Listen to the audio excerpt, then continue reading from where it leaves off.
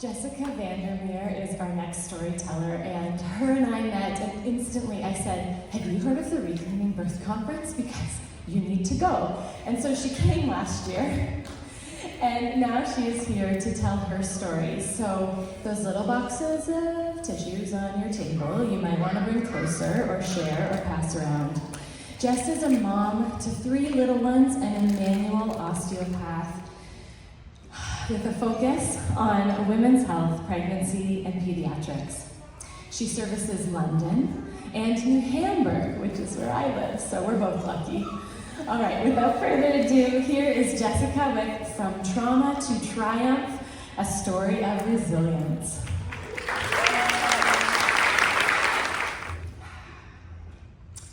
I'm a mom of 3 kids under 3. Callista, Kellen, and Hayden. Oh, there you go. Thank you.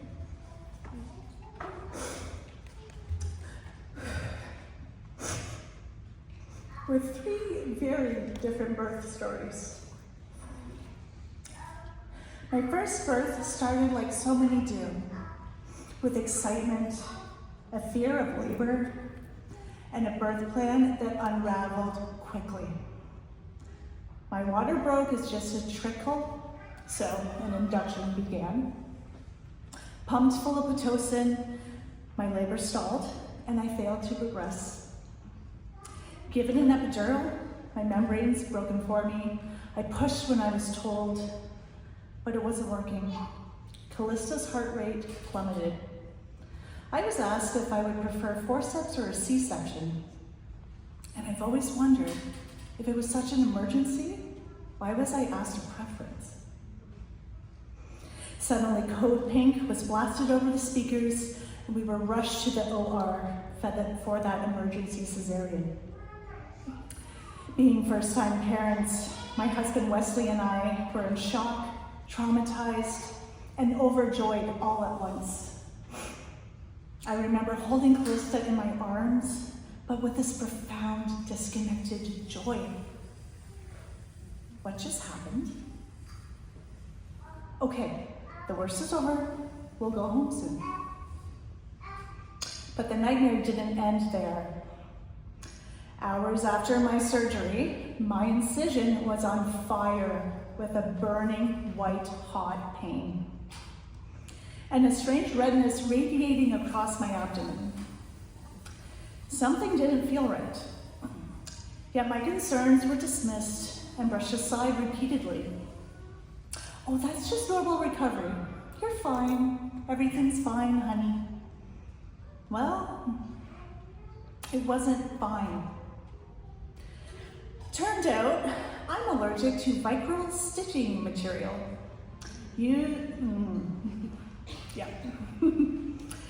Used in both C-sections, it caused 2 life-threatening cellulitis infections. After my first baby Callista's C-section, I also needed a wound debridement surgery to remove necrotic tissue, followed by 2 months of open wound recovery. So no stitches, but a 10-inch wide gaping hole in my belly, hooked up to a wound therapy machine, and said home. 18 months later, we joined the 2 Kids Under 2 club. I had our second baby, this time a boy named Kellen, and another C-section encouraged. During Kellen's pregnancy, I also needed my gallbladder removed at 26 weeks. And guess what stitches they used again? Same stitches, same offending allergen, exposed to me 3 times. 4 major surgeries, 2 beautiful babies, all in a year and a half. That undiagnosed allergy set off a chain reaction. Untreated allergic response caused severe inflammation, which led to cellulitis, and I went septic both times. Many nights I laid awake in my hospital bed. wondering, am I going to die? Am I going to see my husband and my babies again? And here's the hardest part to swallow. The allergy wasn't diagnosed until after the second C-section. Eventually, someone higher up came to pay me a visit and actually apologized. This could have been mitigated if someone would have listened to me in the first place. But my complaints were dismissed and my pain overlooked. And like a good girl, I politely accepted his apology, but the damage was done. I suffered neuralgia and neuropathy pain and a long road of recovery.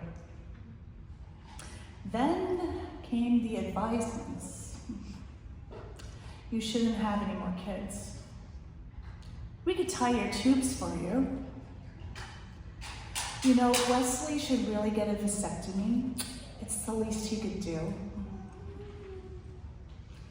Your body won't survive another baby. Your uterus is so compromised now, it's like a ticking time bomb. It would rupture and explode if you have any more kids. I smiled, I nodded, but inside I was crushed.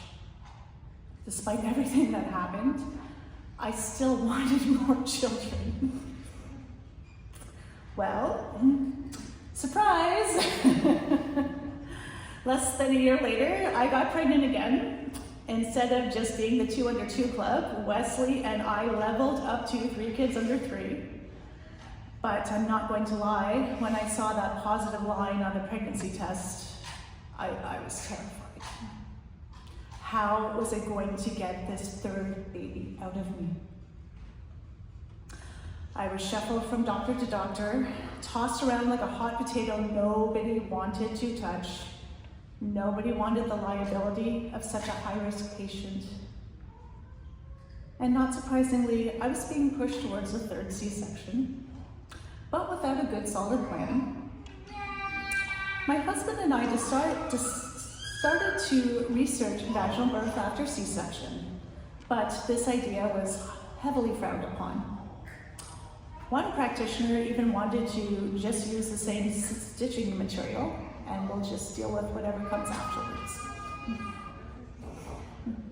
One day during another discouraging appointment, I was told, you wanting a trial of labor is dumb and extremely dangerous. You will have a very weak labor and we can't induce you, and you will most likely rupture your uterus and land in a C-section anyways. And I can't guarantee keeping you or your baby alive. After this, I sat in my car, unable to drive off. I could feel my new baby boy, Hayden, dancing in my belly, and my soul broke. I cried my heart out. I couldn't bear the heaviness of all of this any longer. I felt utterly abandoned, worthless, a huge inconvenience to the medical system. The good girl did something very bad. She got pregnant again when she was told not to. I began to pray, there has to be another way. A few days later, a friend told me about this birthing workshop that she thought might be useful, run by this woman named Billy. I don't know if you guys have heard of her. So I signed up. At the workshop, I learned so many new things about pregnancy and the physiological process of labor. It was transformational. Finally, I had some hope. After the workshop, I came home and told Wesley, I want to have Hayden at home. I don't know how, but I'm going to have a home birth. Over the next several weeks, I began to build my own support team. And I am happy to say there are members of that team that are actually sitting in this room today. I leaned into my body's innate wisdom, weighing my own risks, and trust my own decisions. I found a lovely birth companion named Taylor, and I let go of my OBs as I no longer felt safe in their care. I found different medical providers who actually supported my decisions. At 36 weeks, my water broke, and it wasn't just a trickle. The water poured out of me all over our kitchen floor in a real Hollywood moment. So naturally I assumed it was go time and I would birth Hayden. But I didn't go into labor right away. My waters stayed open for 4 more weeks before I actually birthed him. I realized this was my body's innate way of knowing what Hayden and I truly needed. My water broke exactly when it was meant to. The extra pressure from the amniotic fluid was relieved from my C-section scars, allowing a long prodromal labor. My uterus still knew how to function, even being so compromised. And I never developed an infection. My body stayed healthy. I kept hydrated, and the amniotic fluid kept replenishing. The night I shifted into active labor, I was 40 weeks and 4 days. We called my birth companion. She came over and sat quietly with Wesley and I in our living room. Calissa and Helen slept through the whole thing. I don't recall how everything unfolded, but my labor was fast. My thinking brain had shut off, and I was in a primal experience. Waves of contractions ebbed and flowed until they were on top of each other. Suddenly, there was a few minutes of stillness. A calm came over me. I instinctually dropped to my knees in a low crouch. I held Wesley's hands tight as he was right there on the floor with me. And then I reached fetal ejection reflex. My body took over. I didn't have to think to push or be told to push. A 9-pound, 2-ounce Hayden burst into the world in 2 sensations. Holding him in my arms, time stood still as I soaked it all in. I did it.